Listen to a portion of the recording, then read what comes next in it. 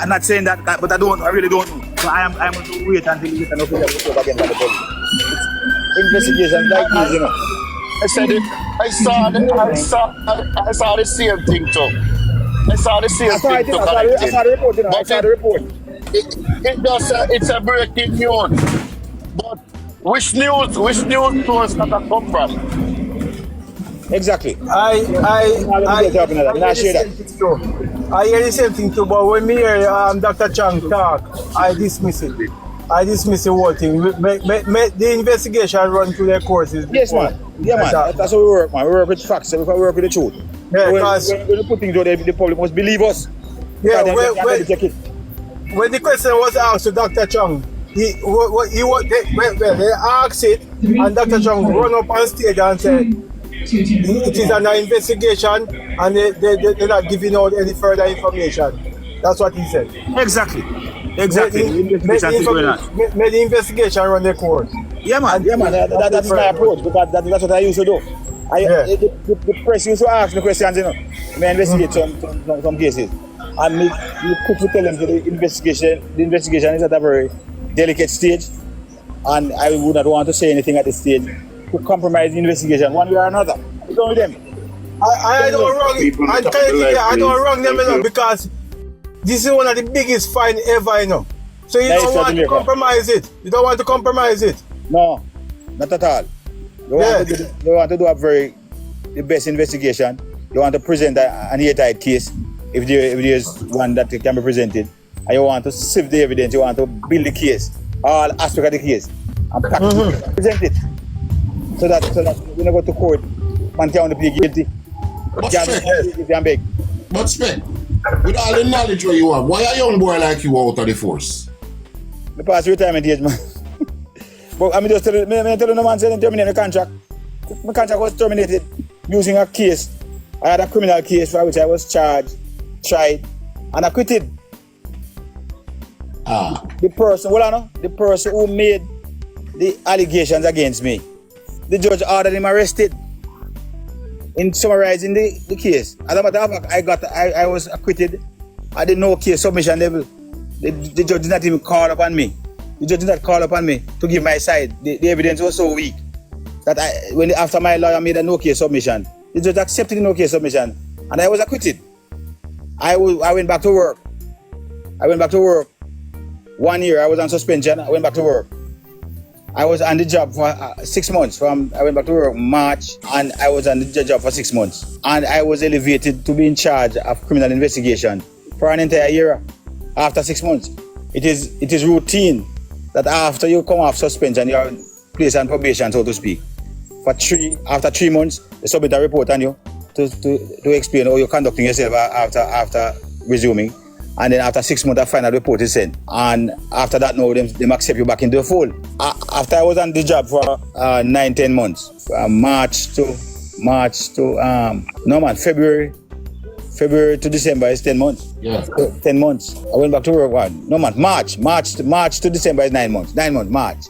I was out there for exactly 1 year. And in December, 9 months after I resumed, my immediate supervisor, deputy superintendent in charge of criminal investigation, called me. And he said, boy, there's an opening at this geography for me. I want you to go there to be in charge. And he said, don't tell me say you live far, I'm in already. So he like, man, shut the door for me and said, go in charge of that place. And I was down there from September. No, September he transferred me. So 6 months after I resumed, right, I remember now, where you going now? Let me see. Yeah, man, September. 6 months, exactly 6 months after the probation finished. He put me in charge of criminal investigation for police here already. Police division and police station. I was in charge of criminal investigation for one whole year and a half on police station. And I was there from September until December when 3 licensed firearm holders reportedly discharged their weapons. After I resumed, no one had to do my work, you know. No other report against me. I did my work, I do my work. 3 licensed firearm holders reportedly discharged their weapons at a party event in Emerald Estate, that is in Rockabessa. 3 of them. What was your first year? In Rusty? I'm not here, where, sir? At the first year, you got a report, huh? Yeah, man.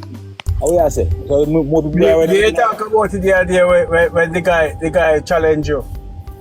Hold on, man. And different something that, man. What about experience me having, man? Whole heap of experience, that's about experience. First man year. All right. So the police was called to the scene. Police from here too. I wasn't there. But the report I got was from one of the members of that team. We went to Emerald Estate. That's a community in Suaton, big gate here there. Suaton, Rockabessa police area. And they held the 3 men, took them to the Rockabessa police station. My information is that they were offered $1 million to release them, and the police didn't accept it. This is over 15 years ago, brother. Well over 15 years ago, $1 million that means up to 4 police almost just 15 years ago, and they get no pay. They rejected it. The long and short of it is that they took the weapons from them, swapped their hands, started an investigation, lock up the pipe by them. It is alleged that the team which took them to the station went to one fast food place in Awochi. We call it gun code. We got Awochi 84. We should call it gun code. Remiki, I was the name of the man who owned the place. It's still there now. I think it's still there. Last time I passed him, I drive when I look by it. We go eat at night time when they're hungry. We used to lock up the place at 5 o'clock in the morning. Anytime at night, they go to him in the day, ready. We used to go out and cut some corn with him and the patrol and listen to radio and they sit and drink and beer against him dance up. A good friend. That died now, past now. The police who went to the scene and took the men in custody went there to refresh themselves around 12 midnight and saw the assistant commissioner in charge of Era 2 along with one of his lieutenant, a superintendent. That superintendent, it is alleged that the assistant commissioner is a PNP surrogate. That allegation, those allegations are out there, and by virtue of his conduct, I'd not be surprised if he were a surrogate of the PNP. But what I do know as a fact is that the superintendent went to Protective Services Division in February 1989 in the PNP 1, and he was the bodyguard to former Minister of National Security and Justice KD Knight. He was promoted from acting corporal in 1989. To 2007 the PNP last year, he was at the rank of a superintendent at the time. He also headed the security detail of former Prime Minister Pattison. I know that to be a fact. If it's out now. Well, on man, I tell Jamaica about PNP and PNPism. I don't want nobody think I got on the life on them. I pure truth me talk. You can't only say me chat too much. You can't say nothing else. You can't only say me, you can't only tell all the man chat too much. Yeah. The facts me are going on. And this is what I make. If you still come and say, boy, I'm still a PNP, you must make it up with the facts before you. So if you want to dash and dump your conscience and still run with nastiness, it's your business that. Your business that you ain't got to talk about that. Me, I know this video again. But we are telling about the PNP. This operation shall continue until the Lord God Almighty comes to us. As long as I break my body, we continue to talk the truth. I will not stop. I will never stop. So the superintendent who was seen in the company of who was allegedly seen in the company of the 3 licensed firearm holders was the bodyguard of KD. He once headed the security detail of the former Minister of National Security and Justice. I wanted you all to take note of the portfolio Justice. The Justice Ministry has portfolio responsibility for the justice system, including the judges, all the judges. Note that. And KD Knight is the longest serving Minister of National Security and Justice. Me are going with facts, but me are left enough to do the maths. So these men, 3 licensed firearm holders who allegedly discharged their weapons, albeit in a celebratory manner, at a party at Emerald Estate in a Rockabessa police area, Suaton, Rockabessa, were seen with these 2 senior officers in what was reported to me as an informal meeting setting on the outskirts of the restaurant. What happened after that? I know nothing me mad. I know that was me mad. Blew the mind. What happened after that? It is alleged instructions were given by the assistant commissioner, the then assistant commissioner. Both of them have since retired. Both the superintendent, and the then assistant commissioner have both retired. The then assistant commissioner gave clear and unequivocal instructions to the inspector, female inspector, and I'll call her name, I respect, I did it so much. Instructions to hand back the weapons to the 3 licensed firearm holders, to give them back the weapon. You see social media powerful, man. The whole world couldn't hear about this unless we had unless you had a TikTok, you know. And all the booklets and the cons that go with the pipe. Effectively terminating the investigation. I want to see how PNP powerful.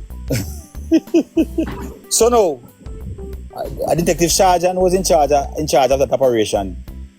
And the incident happened the 24th of December 2009. 24th of December 2009. So when PNP sitting to me, I said, but no, the JDF was in power, yes. But the PNP pack it up with PNP because we have an agenda. And on me say so. I want PNP Minister of National, one PNP Minister of Tourism, a former PNP Minister of Tourism said that. Who was a member of Parliament and a high-ranking member of the PNP. Aluna Samba. We pack it up with PNP because we have an agenda. That's the party you're supporting today, comrade. That is the ideology that you're supporting. And they have not changed. They are the same.